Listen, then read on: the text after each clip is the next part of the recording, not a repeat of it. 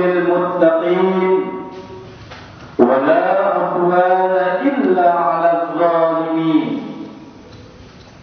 أشهد أن لا إله إلا الله وحده لا شريك له له الملك وله الحمد يحيي ويميت وهو على كل شيء قدير وأشهد أن محمدا عبده ورسوله اللهم صل على سيدنا محمد وعلى آل سيدنا محمد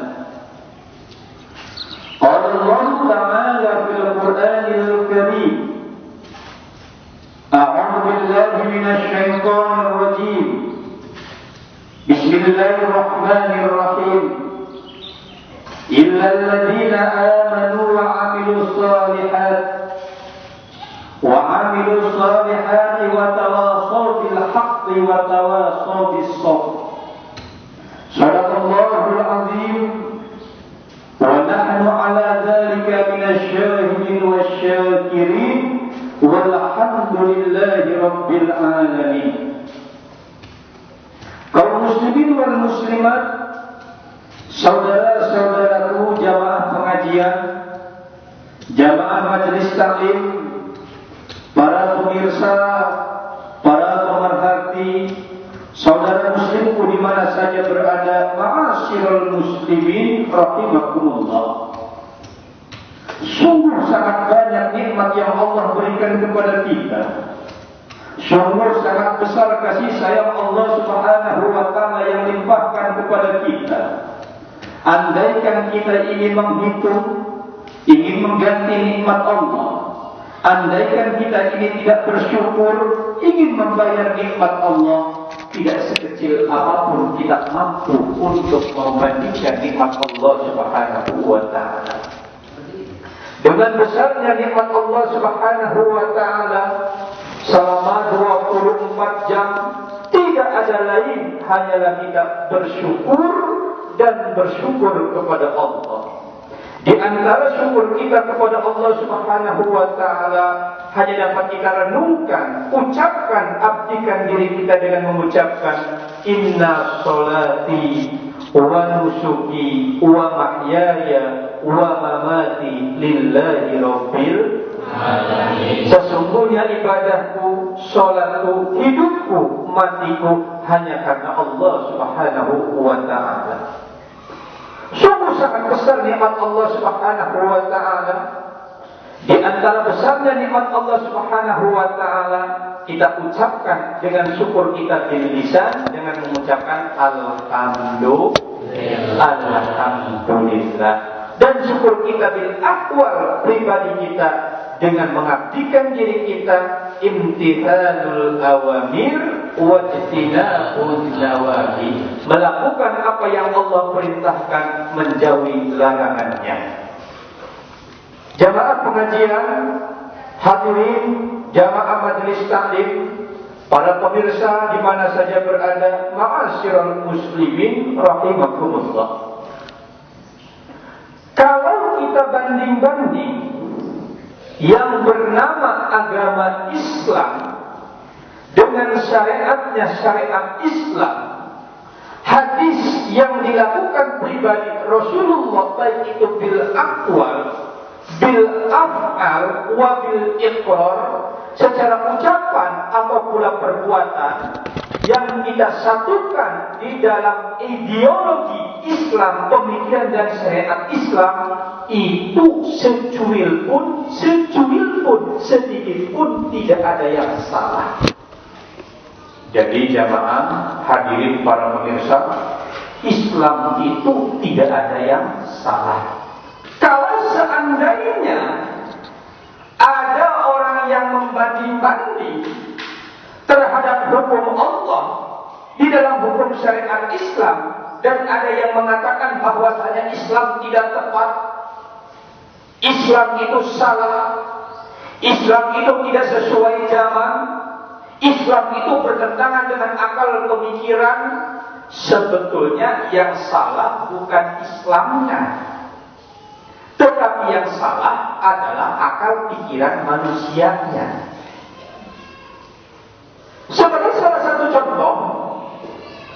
Allah Subhanahu wa ta'ala mewajibkan kepada umat Islam, khususnya kepada perempuan, yudnina alaihinna min jalabibihinna. Jadi perempuan itu diwajibkan untuk menggunakan kerudung yang bernama jilbab, dan yudnina alaihinna min jalabibihinna, menutupi aurat dengan pakaian yang tidak ketat. Itu aturan di dalam Islam. Tapi orang non-Islam yang bukan Islam menentang. Ada yang mengatakan itu adalah bertentangan dengan hak asasi manusia. Ada pula yang mengatakan bahwasanya itu adalah bertentangan dengan pri kemanusiaan. Ada pula yang bertentangan dengan norma-norma manusia. Ada pula yang mengatakan itu tidak sesuai zaman. Hadirin jamaah yang dimuliakan Allah, para pemirsa, semoga dirahmati Allah. Pertentangan dan bagaimana pertentangan ini sehingga sampai saat ini itu menjadi permasalahan yang menjadi permasalahan dilematis. Zaman Orde Lama, hampir-hampir para pejabat dan perempuan itu dilarang pakai jilbab. Apalagi zamannya zaman Orde Baru yang dipimpin presidennya Soeharto. Hampir-hampir para pejabat, ibu pejabat dan perempuan itu hampir tidak boleh pakai jilbab. Tapi perkembangan zaman yang sekarang kita lihat ini, yang benar apakah akal manusia, yang benar ini hukum Allah. Malah sebaliknya di tahun 2016 ini. Di tahun 2016 ini, jangankan kaum perempuan, jangankan para ustazah, ibu pejabat, bencong, bahkan pelacur pun kesemsem pakai jilbab. Ditanya, kamu kan pelacur? Iya, kenapa? Kok pakai jilbab? Biar harganya mahal. Jadi ditanya, kok pelacur pakai jilbab? Tanya, biar harganya mahal. Begitu pula para selebriti, sebetulnya mereka itu sangat-sangat berat. Mereka itu alergi menggunakan jilbab. Tapi toh kenapa sekarang ini selebriti itu pakai jilbab? Bukan berarti dia itu senang dengan menggunakan jilbab atau secara Islami, karena permasalahannya daya lakunya, daya saingnya, dan daya jualnya lebih besar daripada nggak pakai jilbab. Sampai sekarang ini TNI, polisi pun sudah mulai sadar bahwa dia menggunakan pakai jilbab. Dulu itu semua dilarang. Nah, berarti ditaghyiri zaman dengan perubahan zaman, bitulil waktu dengan panjangnya waktu, permasalahan hukum Allah Subhanahu wa ta'ala terus tidak akan berubah. Yang berubah itu adalah pemikiran manusia. Berarti yang salah bukan hukum Allah, keterbatasan pemikiran manusia. Keterbatasan pemikiran manusia. Begitu pula sebagai salah satu contoh, Allah Subhanahu wa ta'ala menegaskan kepada kita, as-sariqu was-sariqatu faqta'u. Orang yang mencuri laki-laki dan pencuri perempuan, maka mereka dipotong kedua tangannya. Artinya apa? Tidak ada kesempatan kepada mereka pencuri untuk mereka itu bersenang-senang. Dan orang yang mencuri secara hukum Allah memang dengan ukuran dia mencuri, maka orang yang mencuri itu akan dipotong hukum tangannya. Itu adalah hukum Allah. Orang Indonesia, pemerintahnya, orang Indonesia, pejabatnya, orang Indonesia yang bernama negara Indonesia mengatakan itu bertentangan dengan hak asasi manusia. Mengatakan itu tidak sesuai dengan hukum negara. Padahal kalau kita pikir, orang yang mengatakan kalau pencuri saya mencuri, gantung leher saya di Monas. Pencuri, dia mencuri mengatakan potong tangan saya, jari saya. Orang mencuri, kalau dia itu mencuri dia mengatakan potong telinga saya, berbagai macam cara. Pertanyaannya, kenapa tidak disahkan sekali saja potong tangan? Kok malu-malu? Ternyata saudaraku yang dimuliakan Allah Subhanahu wa Ta'ala, dia berbicara, dia ngomong, ternyata dia sebagai pelakunya. Akhirnya saudaraku yang dimuliakan Allah Subhanahu wa Ta'ala, bagaimana Cina menjadi negara korupsi, paling terbanyak korupsi, nomor 1 korupsi, menggunakan hukum Allah Subhanahu wa Ta'ala. Sekarang di Cina tidak ada pencurian dan korupsi. Dalam arti pencurian ini pejabat mencuri uang negara. Begitu pula di negara barat, di negara benua Amerika, dan di negara-negara maju yang jauh lebih pesat lagi, di Cina, Korea, di Jepang, tidak ada korupsi. Kenapa mereka itu tidak ada korupsi? Karena mereka itu secara diam-diam menggunakan hukum Allah. Tetapi sebaliknya, di negara Islam, khususnya adalah Indonesia yang mayoritas umat Islam, bentar-bentar berita pencurian korupsi. Ya, itu kan kalimat korupsi itu kan hanya penyederhanaan kalimat. Padahal sebetulnya korupsi itu adalah pencuri besar, lebih besar daripada mencuri. Kalau mencuri ya paling hanya untuk sebanyak kantong, tapi korupsi itu percis, tikus menghabiskan tanamannya, tanaman padi. Itu adalah korupsi. Nah, sekarang ini di Indonesia, kenapa?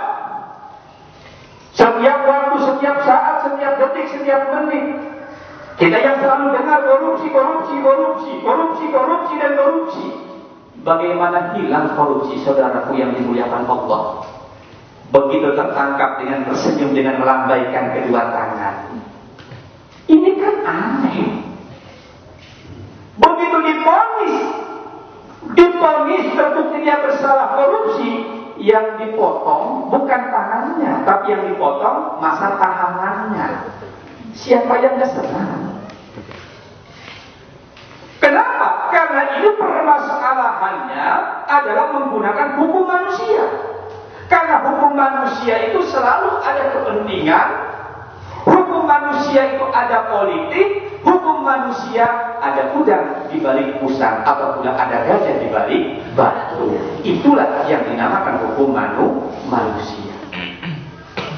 Kalau hukum Allah Subhanahu wa Ta'ala la tughayyir bitaghyir zaman, la tughayyir bidunil waqti, la tughayyir binuzulil wahyi, tidak berubah dengan perubahan zaman, tidak berubah dengan panjangnya waktu, begitu pula tidak berubah semenjak diturunkan wahyu oleh Allah Subhanahu wa Ta'ala ila yaumil qiyamah, sampai hari kiamat. Itulah hukum Allah Subhanahu wa Ta'ala. Dan hukum Allah Subhanahu wa Ta'ala yang diturunkan oleh Allah kepada umat manusia, dalam arti untuk kehidupan umat manusia kita semua ini, sedikit pun tidak ada yang salah. Kalaulah memang manusia mengatakan hukum Allah itu ada yang salah, bukan hukumnya yang salah, tapi manusianya yang salah. Akur. Setuju? Setuju? Kalau kita sudah menyadari bahwasanya hukum Allah Subhanahu wa Ta'ala tidak ada yang salah, hadirin jamaah yang dimuliakan Allah, selama 24 jam hidup kita ini menjalankannya hampir 100%. Ini yang kita jalankan ini hukum Allah. Yuk kita teliti satu-satu. Mau tidur secara Islami, bangun tidur secara Islami, sampai para istri pun ditiduri sama suami secara Islami. Subhanallah. Kita mau makan secara Islami, muamalah ibadah semua secara Islami. Hampir 90% kita ini menjalankan kehidupan kita secara Islami. Nah, kalaulah memang kehidupan kita secara Islam Islami dalam kehidupan kita, yang mengatur keislaman dalam hidup kita, rumusnya adalah Al-Quran. Di dalam Al-Quran ini dijelaskan hadis Rasulullah. Hadis ini dijelaskan pula oleh para sahabat, tabi'in, di dalamnya adalah ijtihad, terdapat ijma dan qiyas. Subhanallah. Hadirin jamaah yang dimuliakan Allah, para pemirsa di mana saja berada, semoga dalam rahmat dan hidayah Allah. Amin. Berarti kehidupan kita umat manusia ini, dalam hidup ini tidak ada yang salah. Tidak ada yang salah. Nah, kalau memang di dalam hukum Allah Subhanahu wa taala yang rumusannya Al-Quran, karena hidup umat manusia ini, khususnya bangsa kita yang hidup di dalam satu negara, terdapat berbagai macam kepercayaan sosial, suku, bangsa dan lain sebagainya, disatukanlah dengan yang namanya Bhinneka Tunggal Ika. Di dalam tatanannya adalah Pancasila. Bhinneka Tunggal Ika, tatanannya Pancasila ini, itu pun kalau kita kaji, semua tidak ada yang bertentangan dengan hukum Allah Subhanahu wa taala. Yang mau bagaimana bertentangan, orang yang merumuskannya itu adalah para alim ulama, para kiai, para ulama yang merumuskannya itu. Ketuhanan yang Maha Esa itu pun adalah ajaran Islam. Apalagi yang kedua, kemanusiaan yang adil dan beradab, itu pun adalah perintah Allah. Yang ketiga, persatuan Indonesia, itu pun adalah merupakan perintah Allah Subhanahu wa taala kita untuk bersatu. Syukur wa qabaila lita'arufu, untuk saling mengenal dan untuk saling bersatu. Yang keempat, kerakyatan yang dipimpin oleh hikmat kebijaksanaan dalam permusyawaratan, dan itu pun adalah tuntunan perintah Allah Subhanahu wa taala kita selalu untuk bermusyawarah, untuk selalu kita ini rukun, untuk selalu menghormati di antara satu sama lain, memecahkan permasalahan dengan musyawarah.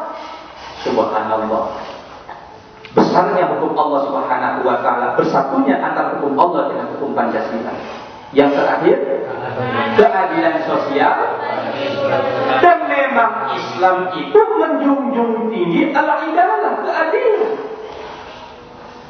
Keadilan yang hakiki di hadapan Allah Subhanahu wa taala. Keadilan ijtihadi, kita ini sudah ditentukan hukum Allah Subhanahu wa taala sesuai tuntunan hukum Allah yang Al-Quran dan hadis, dan semua itu tidak bertentangan dengan Pancasila. Terus letak perbedaannya itu apa antara Pancasila dan hukum Allah?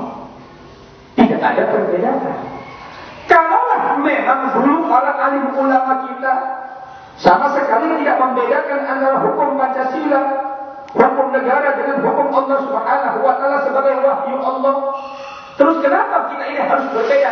Oh, ternyata kenapa berbeda? Ada yang bikin membuat beda. Itu permasalahannya. Itu permasalahannya. Nah, di saat umat Islam ini ngerasa ada yang berbeda karena ada yang membuat beda, harusnya kita ini mencari siapa yang berbuat beda, siapa yang membedakan, bukan yang merasa berbuat beda. Oh, ini terjadi ada perbedaan, kenapa ini? Bukan yang merasa berbeda ini ya langsungnya kita adili, tetapi sebaliknya siapa yang membuat beda itu yang harus dipermasalahkan.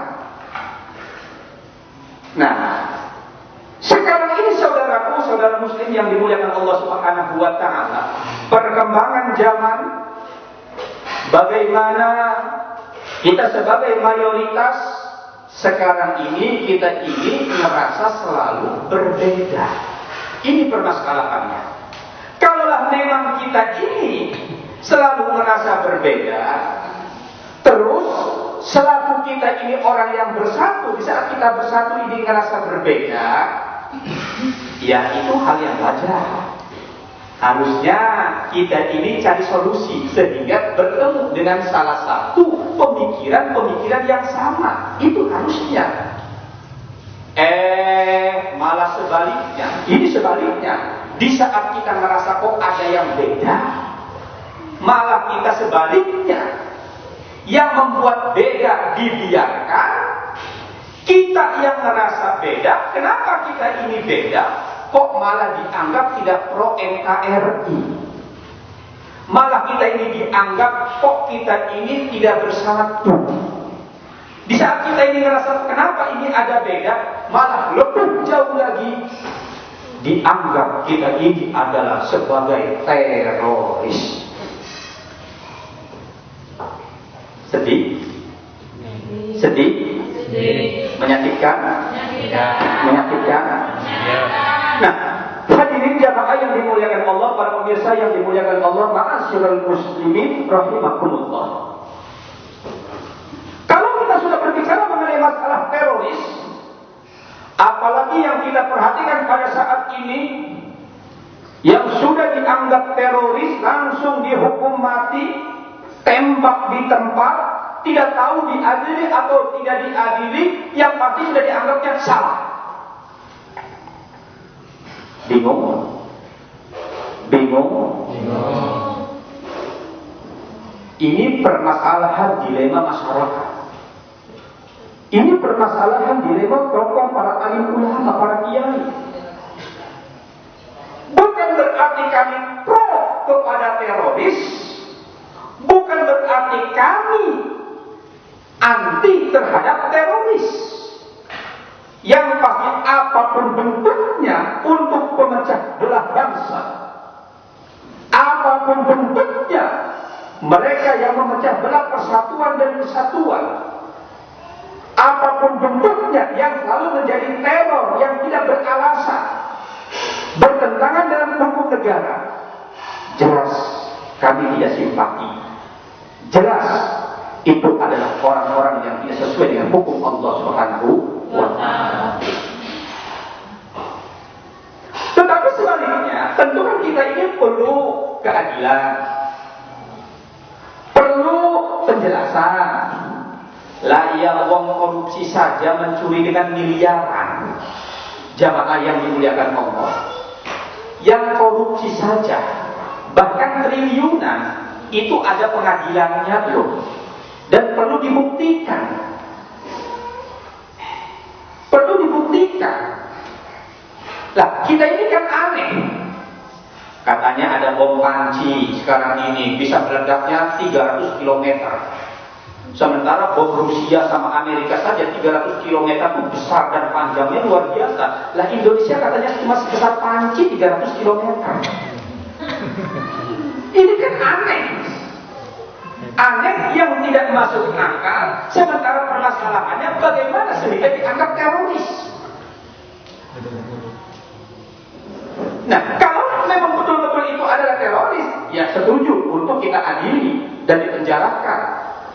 Tetapi permasalahannya ini adalah saudara muslim kita,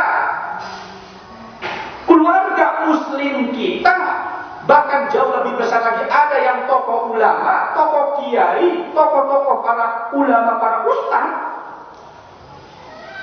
tanpa sepengetahuan, tanpa diadili dan tanpa sepengetahuan apa-apa, langsung ditembak di tempat, mati dan dianggap teroris. Sekarang permasalahannya, bagaimana Islam menyikapi terhadap teroris? Yang pertama, Islam sangat bertentangan kepada mereka yang selalu membawa agama Allah, tetapi pada dasarnya mereka memerangi umat Islam itu sendiri. Jelas, dia selalu mengatasnamakan agama Allah, tapi dia memerangi. Maka itu pun jelas bertentangan dengan hukum Allah Subhanahu wa ta'ala. Yang kedua, bahwasanya dalam agama Allah Subhanahu wa ta'ala Tidak ada lain. Kita hanya mempertahankan hukum Allah, mempertahankan syariat Rasulullah, mempertahankan wahyu Allah Subhanahu wa taala. Nah, kalau memang saudara muslim kita mempertahankan agama Allah Subhanahu wa taala secara kafah, hidupnya adalah secara kafah dengan agama Allah Subhanahu wa taala, kenapa harus dianggap teroris? Maka kita selaku muslim, kita harus bertanya, siapakah makna teroris yang sebenarnya ini?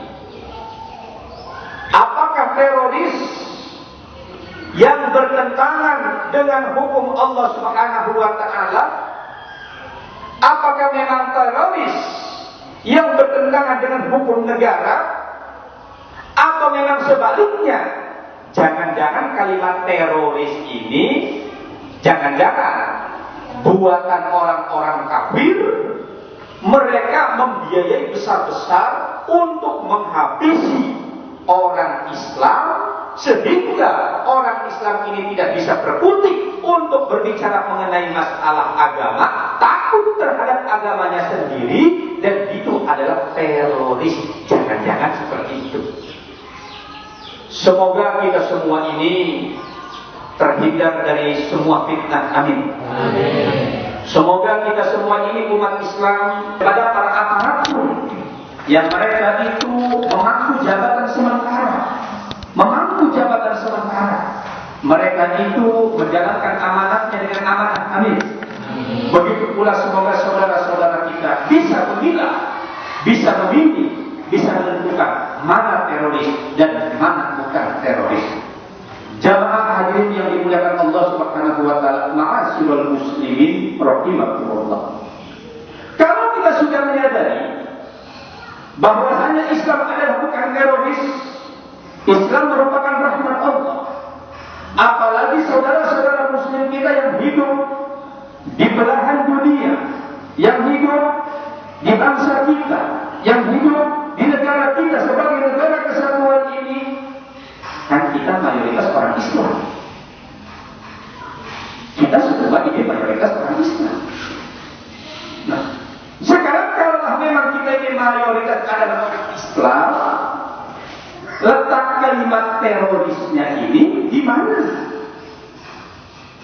Sementara hukum Islam pun tidak bertentangan dengan hukum negara.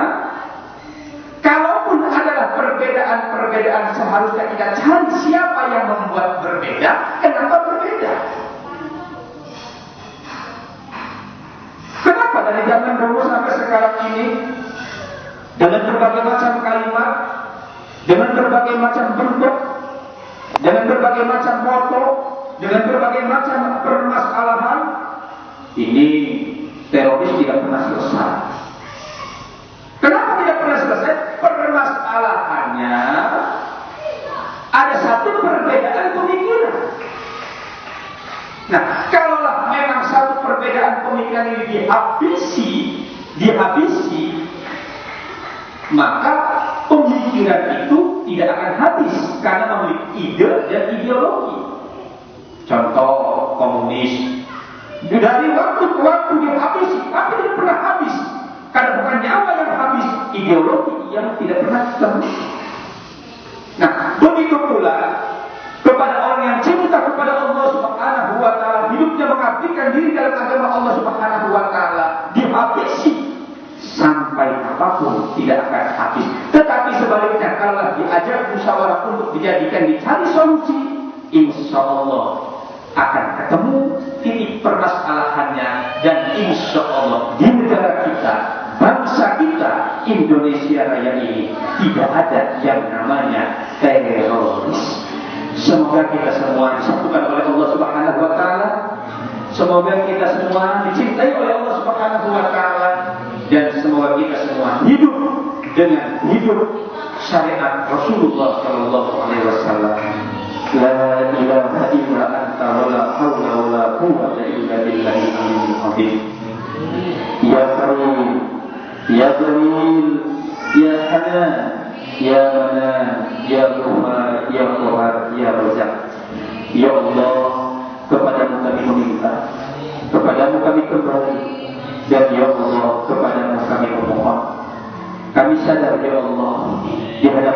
banyak musuh, ingin menghancurkan umat Islam, ingin menghancurkan agama ya Allah.